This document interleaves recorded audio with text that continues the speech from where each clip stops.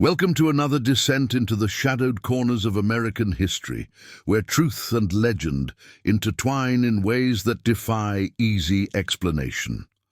I'm your host, and this is a journey we take together into places where the past refuses to remain silent and where some stories resist being forgotten, no matter how deeply they're buried.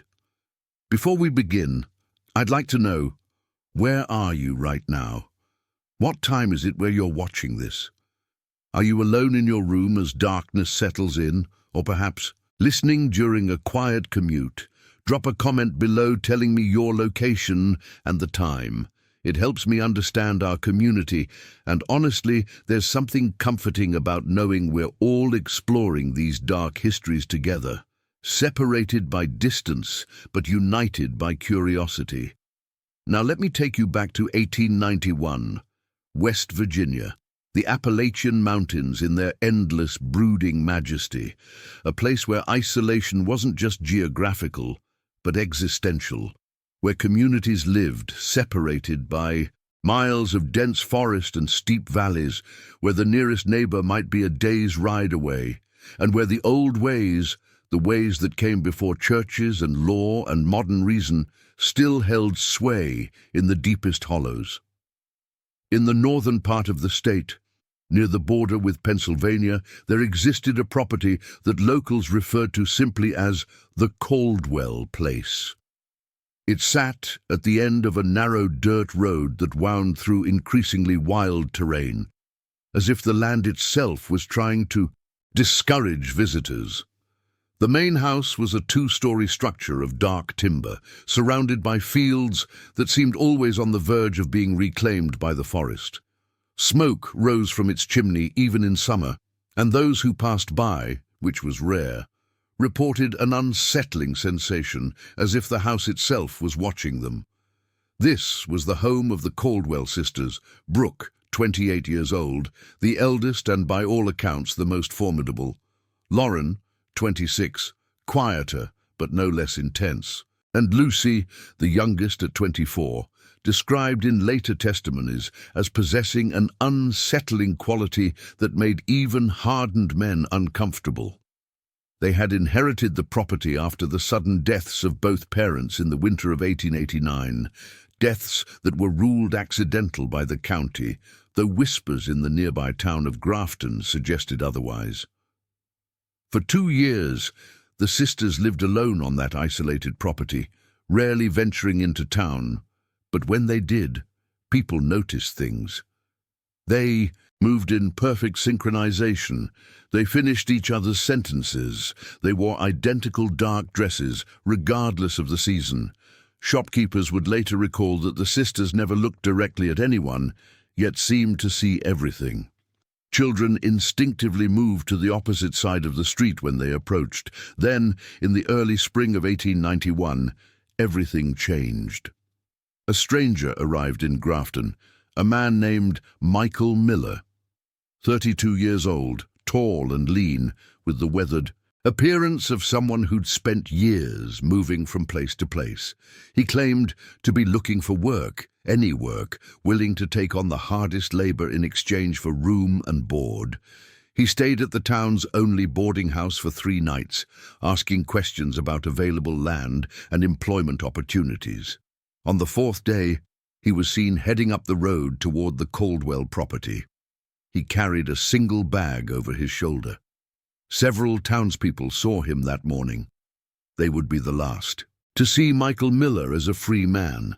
What happened next would transform local legend, generate official investigations that went nowhere, and leave behind a trail of evidence so disturbing that most of it was deliberately destroyed or hidden away.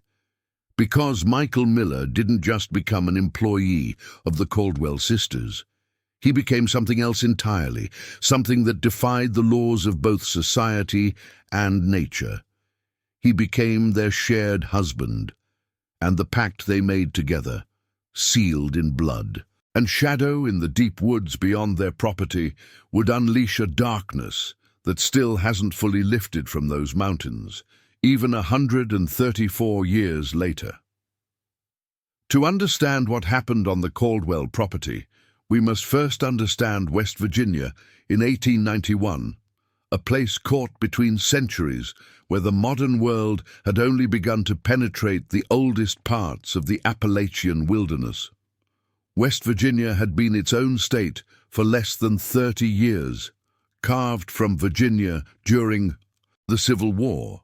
The northern counties, where our story unfolds, were particularly isolated. The railroad had reached some areas, bringing with it timber companies and coal operations, but vast stretches remained untouched, inhabited by families who had lived in these mountains for generations, practicing traditions that predated American independence. The town of Grafton, the nearest settlement to the Caldwell property, had a population of roughly 800 souls. It served as a modest hub for the surrounding farms and logging operations. The Grafton Sentinel, a weekly newspaper established in 1876, provides us with crucial documentation of this period. In its archives, preserved now in the West Virginia State Archives, we find a community deeply concerned with respectability, religious observance, and the maintenance of strict social codes. Into this rigid world, the Caldwell family had never quite fit. The patriarch, Jonathan Caldwell, had arrived in the area around 1865, just after the war's end. He purchased a substantial tract of land, nearly 300 acres, at a price that locals considered suspiciously low. The land had a reputation. The previous owners, a family named Corrigan, had abandoned it after what county records vaguely describe as unfortunate incidents. Jonathan never spoke of where he came from or what he'd done before arriving. His wife, Rebecca, was equally enigmatic, a woman of striking appearance and unsettling intensity who rarely spoke but seemed to command immediate attention when she did. A letter, preserved in the private collection of the Grafton Historical Society, written in 1868 by a local minister named Reverend Thomas Hayes, provides insight into how the community viewed the Caldwells. I have attempted on 3 occasions to visit the Caldwell homestead with the intention of welcoming them properly into our Christian fellowship. Each time, I have been turned away politely but firmly. Mrs. Caldwell informed me that they practice their devotions in their own manner and require no guidance. There is something in that house, I cannot articulate it precisely, that makes the spirit uneasy. I shall pray for them, but I confess I am relieved not to return. The Caldwells kept largely to themselves, appearing in town only when necessary to purchase supplies or conduct minimal business. Jonathan worked his land with an intensity that bordered on obsession, often laboring through the night. Neighbors reported seeing lights, moving through his fields at odd hours, hearing sounds they couldn't identify carrying across the valleys.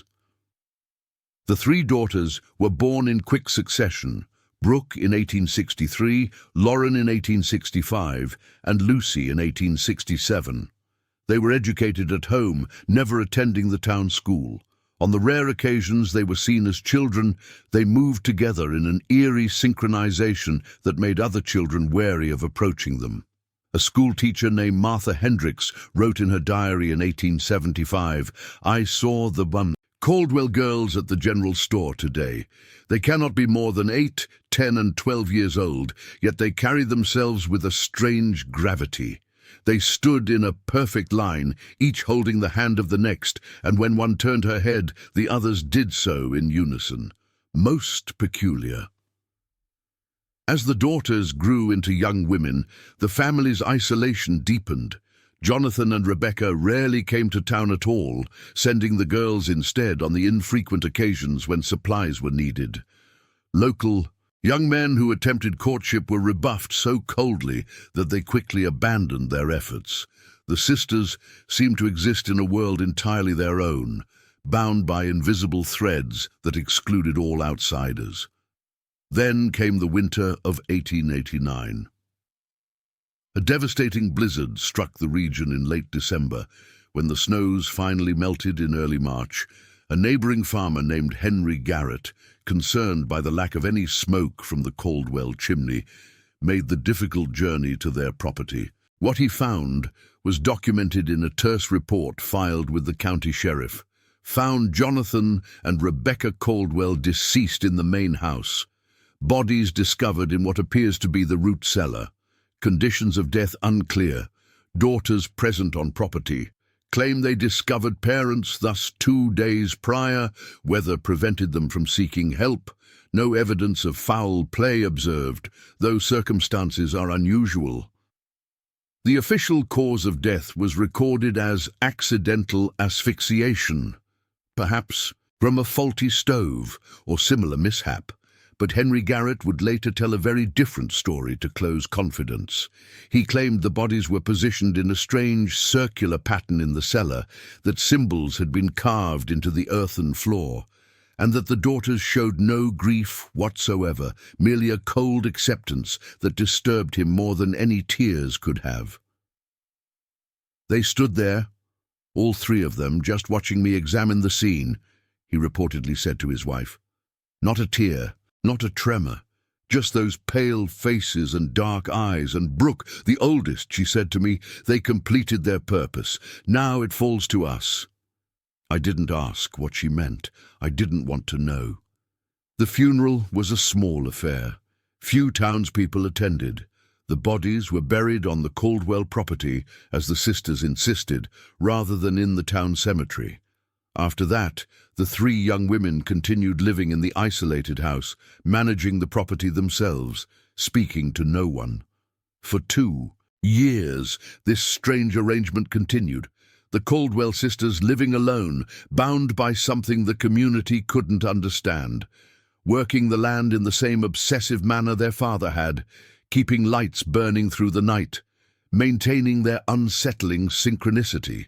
Until the spring of 1891, when Michael Miller walked up that long dirt road and knocked on their door.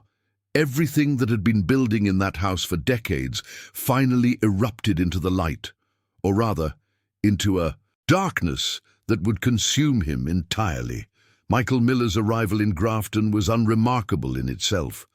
Men seeking work drifted through West Virginia towns regularly in those days, following rumors of timber operations or mining opportunities, carrying their entire lives in a single canvas bag. But what makes Michael's case unusual is how thoroughly he seemed to vanish from normal society the moment he reached the Caldwell property. The boarding house ledger, still preserved, shows his last payment on April 3rd, 1891. The proprietor, a widow named Mrs. Helen Frost, later told the county sheriff that Michael had been a quiet but pleasant guest. He paid on time, caused no trouble, and asked sensible questions about work in the area. On the morning of April 4th, he informed her he'd found a position and would be leaving that day. I asked him where he'd be working, Mrs. Frost stated in her testimony, dated November 1891. He said he'd been hired by some sisters up in the hills who needed help with their property. He seemed pleased about it, said they offered room and board plus a fair wage. I wished him well. That was the last I saw of him. But here's where the story becomes strange. Within a week of Michael's arrival at the Caldwell property, the sisters appeared in town, something they rarely did. And they didn't come alone. Michael Miller accompanied them, but those who saw them that day remarked on something profoundly unsettling. Henry Garrett, the same farmer who'd discovered the bodies of Jonathan and Rebecca Caldwell, was in Grafton that day purchasing seed. His account, recorded in a letter to his brother in Pennsylvania, provides our clearest description. I saw them outside the general store, the 3 Caldwell sisters in their matching dark dresses, and Miller standing with them. But Edward, I swear to you, something was wrong with the man. He stood between them, Brooke on one side, Lucy on the other, with Lauren behind him, and he had this vacant expression, like a sleepwalker.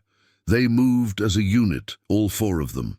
When they walked, he moved when they moved. When they stopped, he stopped. I called out a greeting, and he looked at me but didn't seem to recognize me, though we'd spoken just the week before. The sisters smiled, all three at once, the exact same smile, and Brooke said, "Mr. Miller is settling in well. He understands his position now." The way she said "position" made my blood run cold. The general store owner, Robert Hutchins, noted the purchase in his ledger: rope, candles, salt in unusual quantities, and 3 iron rings. When he asked about the rings, Brooke simply replied, "For binding purposes." Hutchins was too unnerved to ask what that meant. Over the following weeks, reports began to accumulate, small things at first, easy to dismiss individually, but collectively painting a disturbing picture. Farmers whose properties bordered the Caldwell land reported hearing sounds at night, not animal sounds. They knew those well enough, but something else. Rhythmic chanting, multiple voices rising and falling in an unfamiliar cadence. One farmer, William Porter, claimed he saw lights moving through the Caldwell woods at midnight. Not lanterns, but something that pulsed like a heartbeat. Then the changes in the property itself became noticeable. The Caldwell fields, which had been productive but unremarkable, suddenly flourished with an almost unnatural vigor. Crops grew faster and fuller than anything their neighbors could achieve. The sisters' livestock, which had been a modest collection, multiplied rapidly. Some neighbors whispered about prosperity, but others used a different word: unnatural. A circuit preacher named Reverend Samuel Blackwood passed through the area in late May. He kept a detailed journal of his travels, and his entry from May 24, 1891, is particularly illuminating. "I felt compelled to visit the Caldwell property, sensing souls in need of spiritual guidance. As I approached the house, I observed all 4 residents, 3 women and 1 man, standing in the yard. They were arranged in a circle, facing inward, holding hands. I called out, but they did not acknowledge me. I drew closer and realized they were speaking in unison, all 4 voices saying the same words at the same time, though I could not make out the language. It was not English, nor German, nor any tongue I recognized from my seminary studies. When I was perhaps 20 yards away, all 4 turned, their heads toward me simultaneously, still holding hands, still speaking. The man, Miller, I learned later, had tears streaming down his face, but his expression was blank, almost peaceful. I confess I was overcome with such a profound sense of wrongness that I retreated. I prayed for them from a distance and continued on my way. I am not a superstitious man, but I felt certain I had witnessed something that should not exist in God's creation. By June, the whispers in Grafton had grown louder. Something was happening at the Caldwell place, something that violated every social and moral code the community understood. The rumors suggested that Michael Miller hadn't simply been hired as a farmhand. He had entered into some kind of arrangement with all 3 sisters, that he lived with them not as an employee, but as something else entirely. The scandal of it should have been enough to prompt action from the community, but something held people back. Fear, perhaps, or the sense that whatever was happening on that isolated property was beyond the jurisdiction of ordinary law and custom. Then the disappearances began. On June 15th, a young man named Peter Sullivan vanished. He was 19 years old, the son of a logging foreman, last seen leaving a tavern in Grafton around midnight. His horse returned home the next morning without him. A search party found no trace of Peter, but they did find something troubling. His hat, discovered on the road that led past the Caldwell property, as if it had been placed there deliberately. 3 weeks later, on July the 8th, an itinerant worker named Joseph Keene disappeared under similar circumstances. He'd been hired for a week's work at a farm 2 miles from the Caldwells. On his final day, he collected his wages and headed toward town. He never arrived. His belongings were found scattered along the same road. The sheriff, a practical man named Daniel Mercer, began an investigation. He visited the Caldwell property on July 12th, accompanied by a deputy. His official report is brief and frustratingly vague. Interviewed the Caldwell sisters and one Michael Miller regarding the disappearances of Sullivan and Keene. All 4 residents accounted for their whereabouts during the relevant times. No evidence of involvement. Property appears orderly. Residents cooperative but reserved. No grounds for further action at this time. But Sheriff Mercer's personal notes, discovered years later in his effects, tell a different story. Something is deeply wrong in that house. Miller answered our questions, but he spoke in a monotone, and the sisters would occasionally whisper to him before he responded, as if prompting him. I observed symbols carved into the door frames, not Christian crosses, but something else. The house smells of copper and earth and something sweet I couldn't identify. When we prepared to leave, Brooke Caldwell said to me, "The woods take what they will, Sheriff. We are merely custodians of this land. I cannot shake the feeling that we are dealing with something beyond my understanding. Now, I want to pause here and ask you something. We're halfway through this investigation, and already the pieces are forming a pattern that defies easy explanation. What do you think is happening at the Caldwell property? Is this a case of shared delusion, 4 people trapped in some collective madness? Is it something darker, a genuine cult practicing rituals we don't understand? Or is there something else at work here, something that challenges our assumptions about reality itself? Tell us in the comments what you think is happening so far. Your theories help us explore these mysteries together, because what came next would transform this strange situation into something far more horrifying. By August, the truth, or at least fragments of it, would begin to emerge, and those fragments would prove more disturbing than anyone in Grafton could have imagined. Sing August arrived with an oppressive heat that settled over the West Virginia mountains like a suffocating blanket. The Caldwell property, always isolated, seemed to withdraw even further into itself. No smoke rose from the chimney, despite the need for cooking fires. No one was seen working the fields. The house stood silent, its windows dark even during the day, as if it had become a tomb, while its occupants still lived.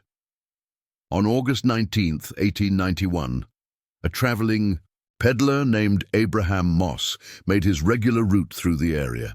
He'd been stopping at the Caldwell property for years, first during Jonathan and Rebecca's time, and later with the sisters.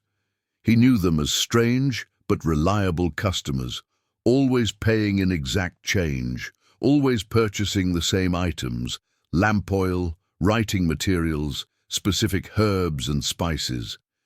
When he arrived that afternoon, he found the front door standing open. This alone was unusual. The Caldwells were meticulous about security, he called out. No response. Following protocol, he rang the bell mounted by the entrance. Still nothing. Concerned and perhaps foolishly brave, Abraham stepped inside. What he discovered would haunt him for the rest of his life. The main room was in disarray. Furniture overturned, papers scattered across the floor, dried blood splattered across one wall in a pattern that suggested violence, but also something ritualistic, almost decorative. The air was thick with the smell of decay and something else, something that made Abraham's head swim and his vision blur. But it was what he found on the writing desk that proved most significant. A leather-bound journal, its pages filled with dense handwriting in black ink. The first page bore a name: Brooke Caldwell. Abraham, despite his terror, had the presence of mind to take the journal with him. He rode directly to Grafton and delivered it to Sheriff Mercer. The journal would become the cornerstone of the investigation, though much of its content was so disturbing that it was never made public. The entries that were transcribed for official records and later sealed in the county archives provide a window into a mind consumed by something between religious fervor and absolute madness.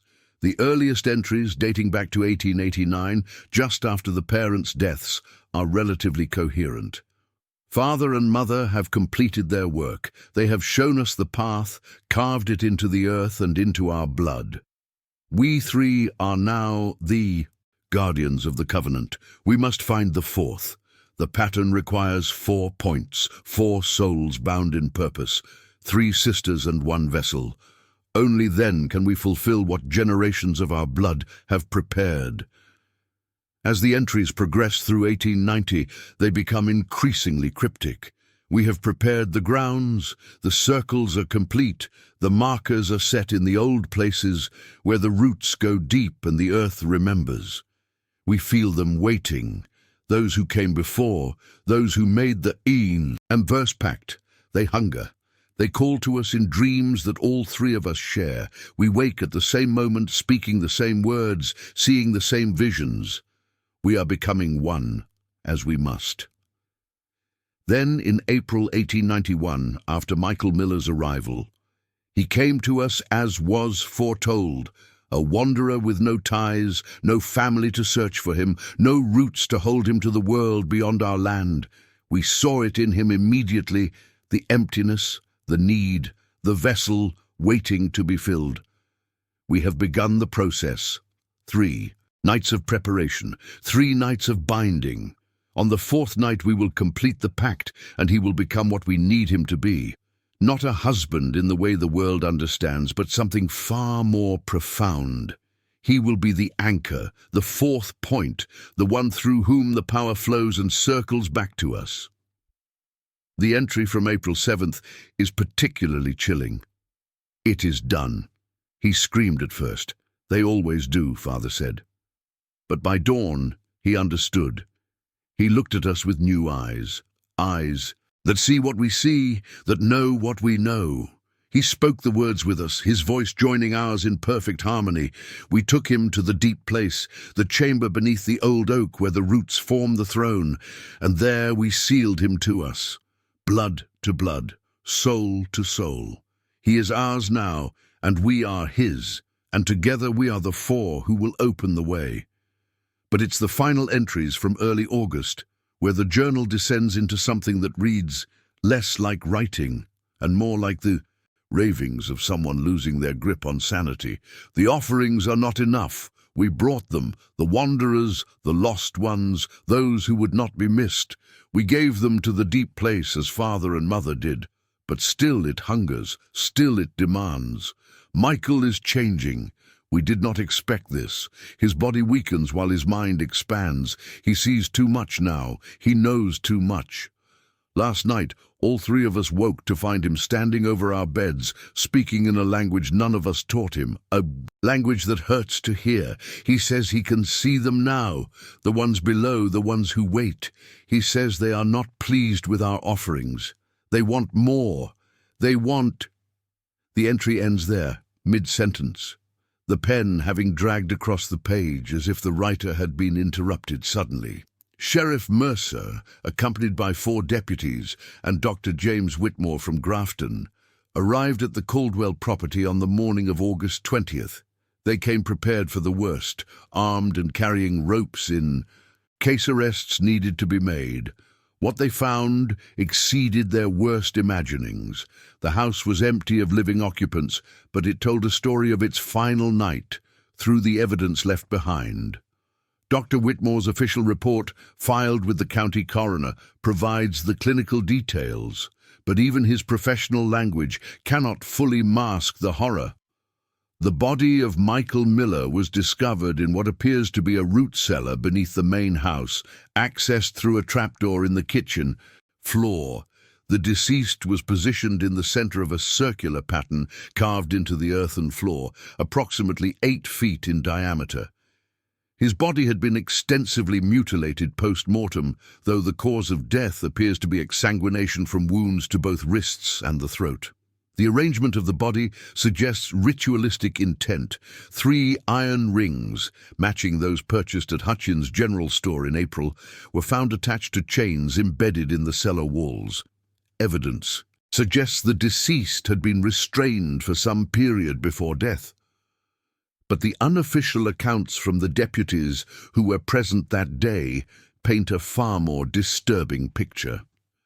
Deputy Thomas Crawford, in a letter to his wife written that evening, described what he actually saw. "Mary, I can hardly put words to it. Miller was laid out like a sacrifice. His chest had been opened, not with medical precision, but with crude purpose. Symbols were carved into the walls all around him, drawn in. What I can only assume was his blood. The 3 chains weren't just embedded in the walls, they formed a triangle around his body, and at each point where the chain met the wall, there were bundles of human hair, different colors, tied with ribbon. Under his body, they found a metal plate with engravings none of us could read. The cellar went deeper than we first realized. There were tunnels leading away from the main chamber, crude but deliberately constructed. We started to explore one. But the air became so foul and the darkness so complete that Sheriff Mercer ordered us back. Whatever they were doing down there, it wasn't just killing that poor man. They were using him for something. The tunnels Crawford mentioned would not be fully explored until decades later, and what they eventually revealed would only deepen the mystery. But perhaps the most disturbing element was what they found in Michael Miller's pockets. A folded piece of paper covered in handwriting that matched his own. Hand, presumably written before his mind was completely lost. The note was dated May 15th, 1891, barely a month after his arrival. "To whoever finds this, I am Michael Miller. I came here willingly, but I am no longer free. Something is happening to me. The sisters, they made me drink something the first night, told me it was a welcome toast. Since then, I cannot leave. Not because they restrain me, but because I cannot form the will to go. They speak to me in unison, all 3 voices as one, and when they do, I must obey. I have tried to run. My body will not move when I command it. I have tried to call for help when we go to town. My voice speaks their words instead of mine. At night, they take me to a place beneath the house, a chamber that should not exist, and there they show me things, teach me words, bind me to something I cannot see but can feel growing inside me. I am losing myself. I am becoming a vessel for something else. If you find this, know that Michael Miller died long before his body does. What remains is theirs. God forgive me, I should never have knocked on their door." Sheriff Mercer folded the note carefully and placed it in the evidence file. Then he and his men searched the house for any sign of the 3 Caldwell sisters. They found nothing, no bodies, no indication of where they had gone, no tracks leading away from the property. It was as if Brooke, Lauren, and Lucy Caldwell had simply ceased to exist the moment Michael Miller drew his last breath. The investigation that followed was extensive by 1891 standards. Sheriff Mercer contacted authorities in neighboring counties. He sent telegrams to police departments in Pittsburgh and Charleston. He interviewed every resident within a 10-mile radius of the Caldwell property.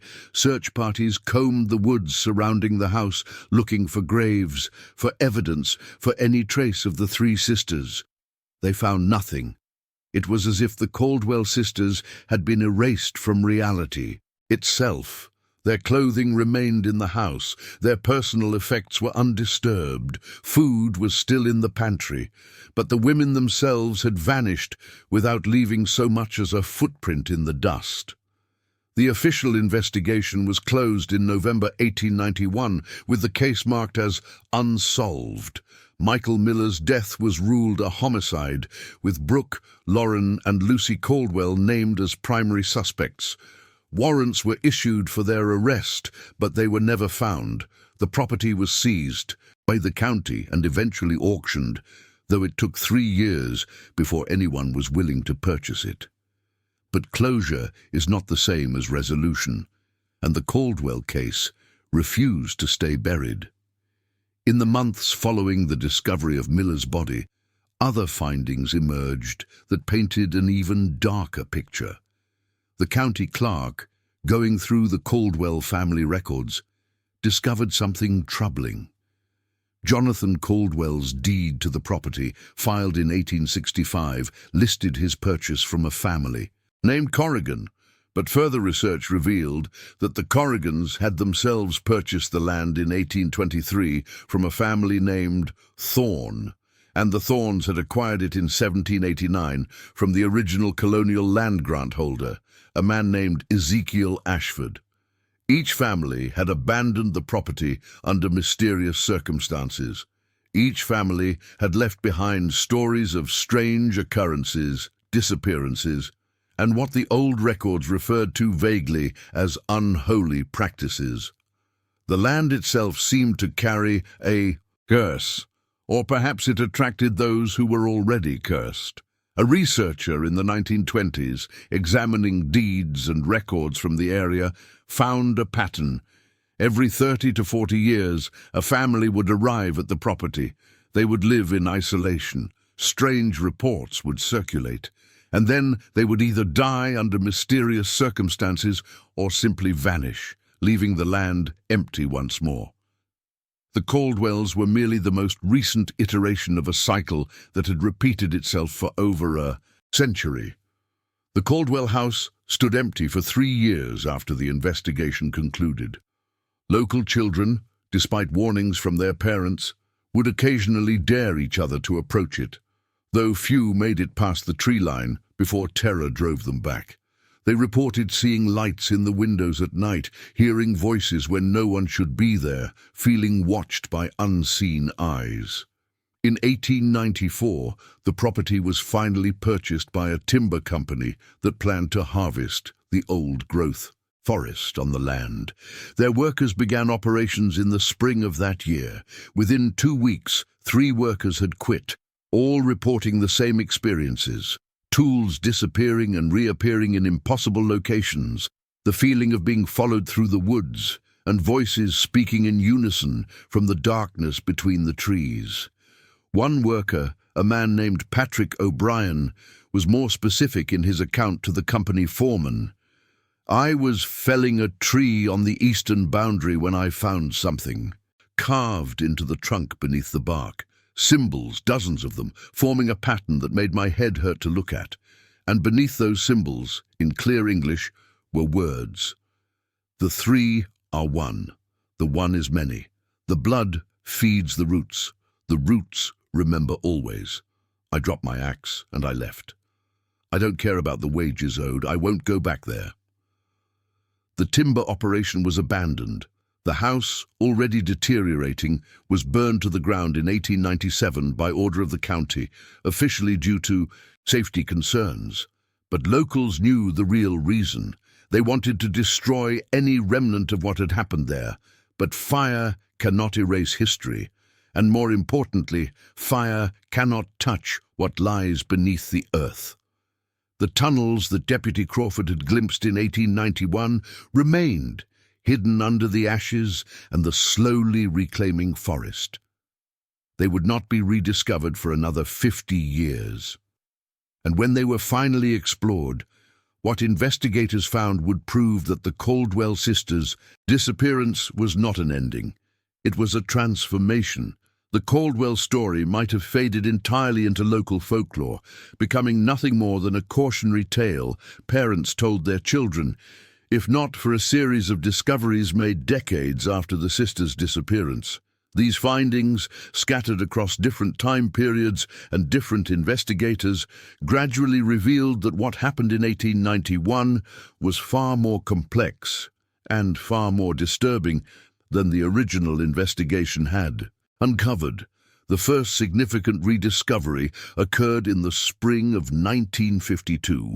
A team of surveyors from West Virginia University was conducting a geological study of the area, mapping underground water sources and cave systems common to the Appalachian region.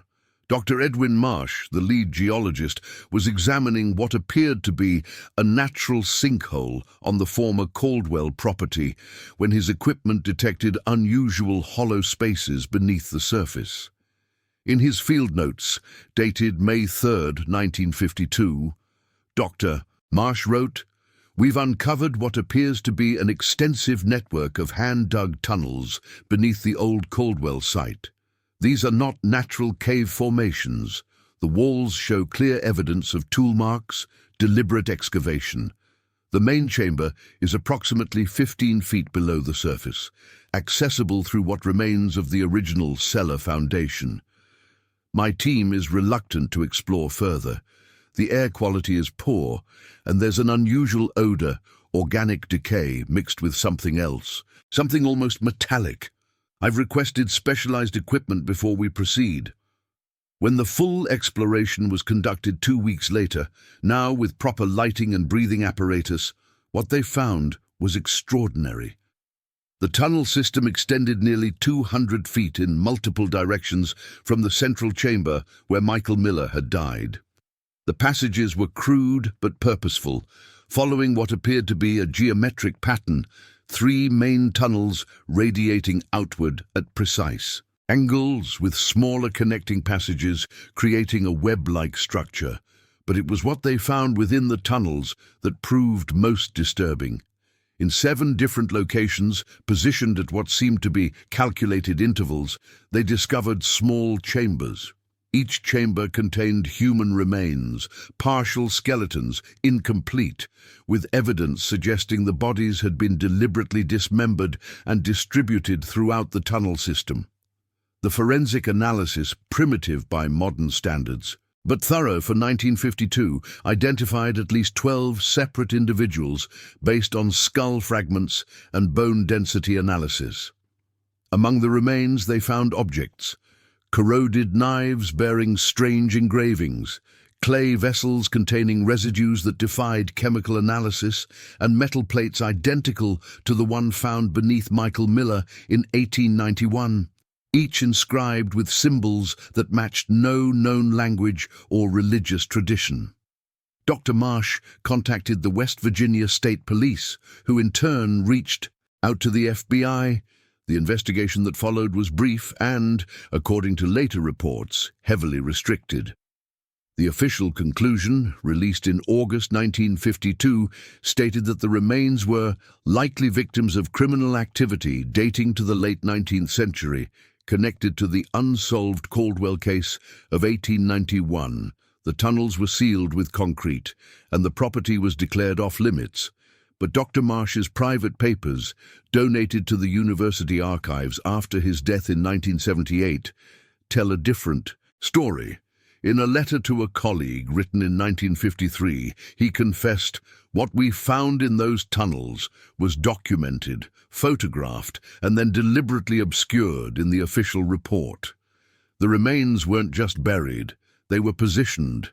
Each chamber was part of a larger pattern, and if you mapped them out, they formed a perfect geometric shape with the central cellar at its heart. More disturbing were the wall carvings we found.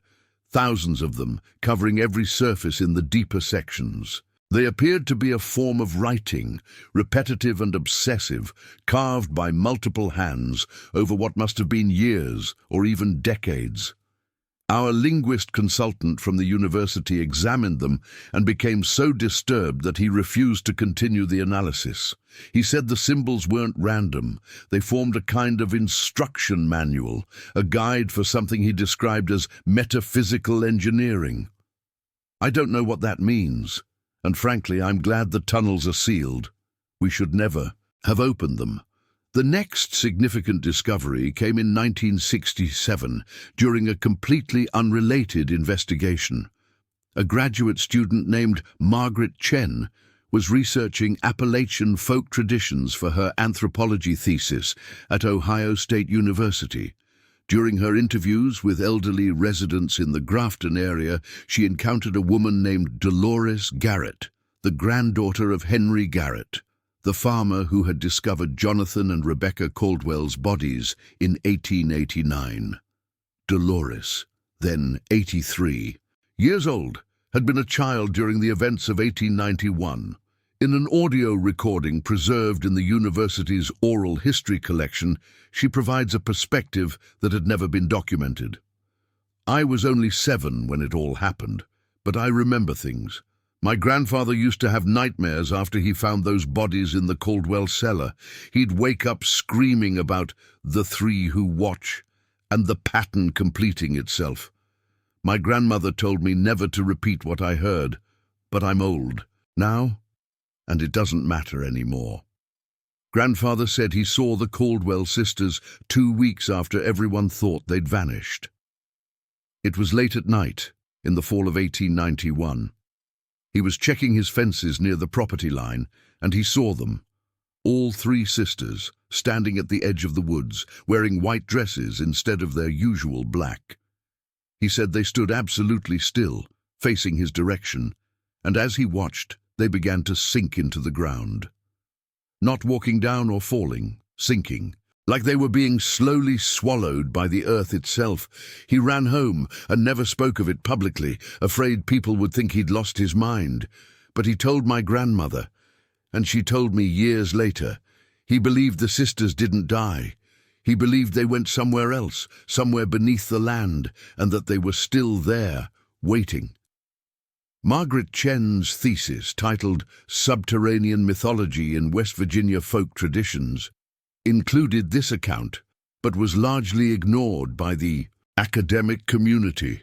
A copy remains in the university library, rarely checked out, gathering dust. The most recent discovery occurred in 1979.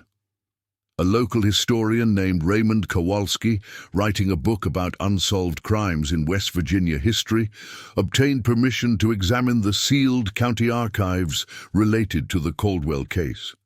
Among the documents he found was a packet that had been misfiled, papers that should have been included in the original 1891 investigation, but had somehow been separated and forgotten.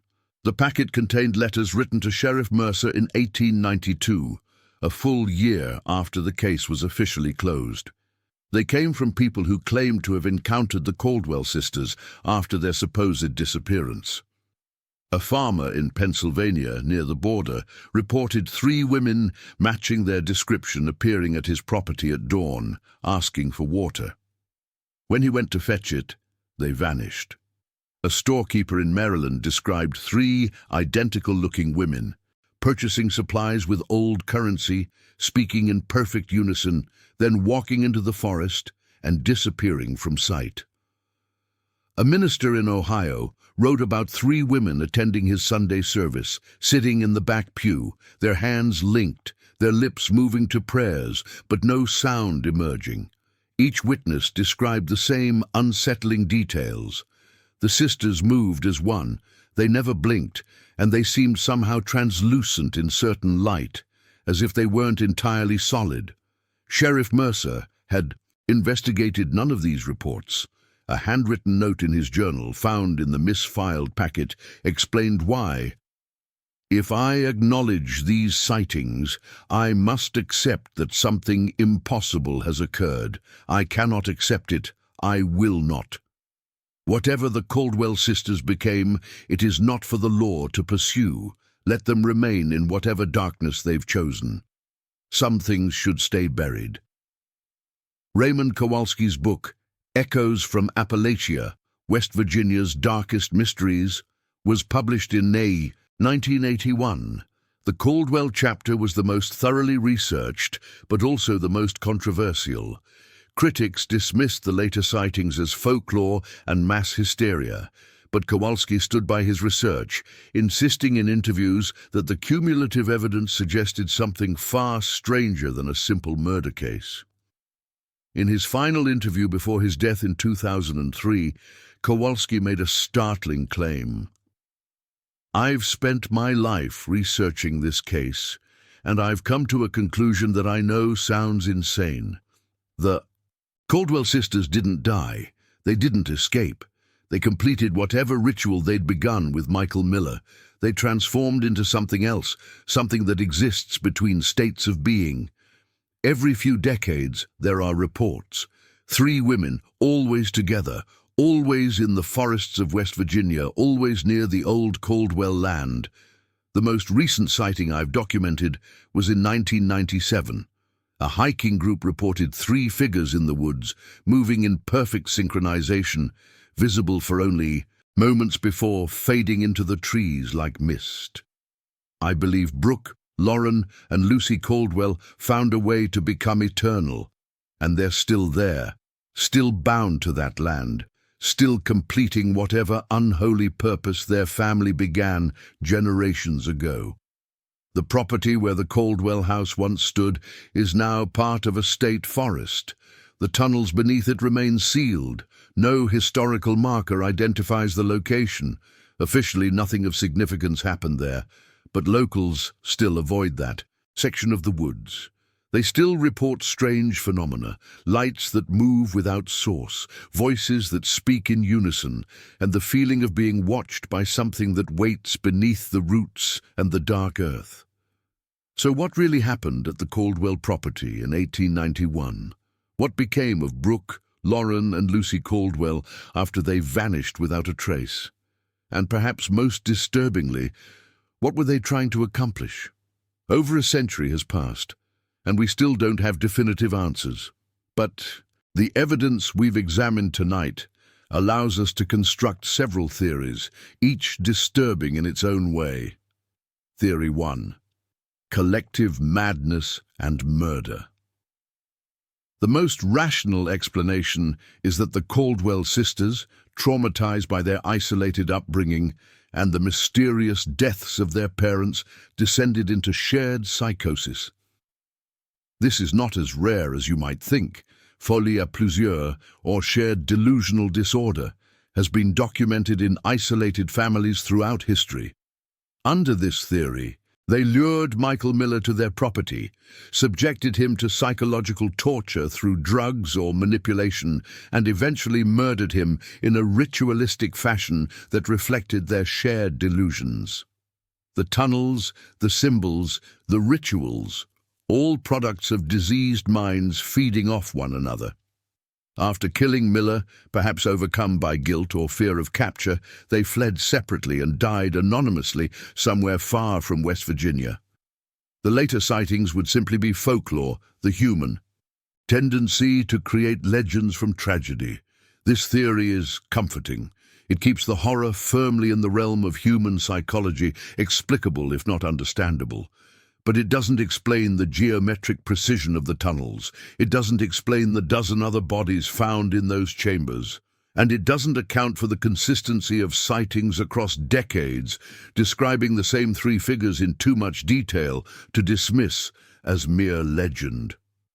Theory 2. A genuine occult practice. Perhaps the Caldwell family was part of a genuine occult tradition, passed down through generations, rooted in pre-Christian practices that survived in the isolated Appalachian Mountains. Under this theory, Jonathan and Rebecca Caldwell were practitioners of some form of ritual magic, and they trained their daughters in these practices, the deaths, the tunnels, the symbols, all elements of a real spiritual technology, working toward a specific goal. Michael Miller wasn't a victim so much as a willing or unwitting participant in a ritual designed to achieve something: immortality, power, communion with entities from beyond human understanding. The sisters' disappearance, then, wasn't an escape. It was a success. They accomplished whatever they set out to do, transitioning into a state of being that exists beyond normal physical reality. The sightings aren't hallucinations. They're genuine glimpses of the sisters in their transformed state, bound eternally to the land where they completed their work. This theory treats the evidence seriously. It acknowledges that not everything in human history fits neatly into materialist explanations, but it requires us to accept the existence of forces and powers that mainstream science denies. Theory 3. Something older than the Caldwells. There's a third possibility, one that emerges when you examine the full historical record of that land. The Caldwells were not the first family to live there. The Corrigans before them, the Thorns before them, the Ashfords before them, all experienced similar phenomena, all left under mysterious circumstances. What if the land itself is the constant? What if something exists beneath that property, something ancient and hungry, that periodically draws certain people to it, uses them for its purposes, and then consumes or transforms them? Under this theory, the Caldwell sisters were not practitioners but victims, selected by something far older and more powerful than human witchcraft. The rituals they performed weren't their own invention, but instructions provided by whatever dwells in those deep places beneath the earth. Michael Miller was a sacrifice, yes, but so were the sisters themselves. They thought they were achieving power, but they were merely feeding something that has fed for centuries. This is the darkest theory.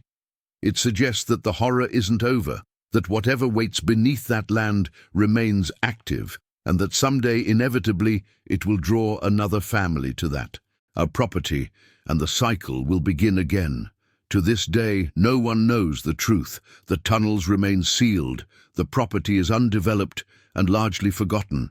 The official records are buried in archives that few people ever access. But the land remembers. The earth keeps its secrets, and somewhere in the forests of West Virginia, perhaps on certain nights when the moon is dark and the wind carries whispers through the trees, 3 figures still walk in perfect synchronization, bound together by choices made over a century ago, neither fully alive nor completely dead. The unholy pact of the Caldwell sisters and their shared husband remains one of America's most disturbing unsolved mysteries. Before we close, I want to thank you for joining me on this journey into darkness. This is why we do what we do, to remember the stories that history tries to forget, to ask the questions that make us uncomfortable, to explore the spaces between certainty and terror. If you made it this far, you're part of our haunted community, and I'm grateful for that. Please take a moment to subscribe if you haven't already, and hit that notification bell. There are more stories waiting to be told, more mysteries demanding investigation. Share your theories in the comments below. Do you believe the sisters achieved something supernatural, or was this simply madness taken to its darkest extreme? Your insights help us all understand these enigmas better. Until next time, stay curious, stay skeptical, and remember, some doors once opened can never truly be closed again. This has been another exploration of the unknown. I'll see you in the next episode.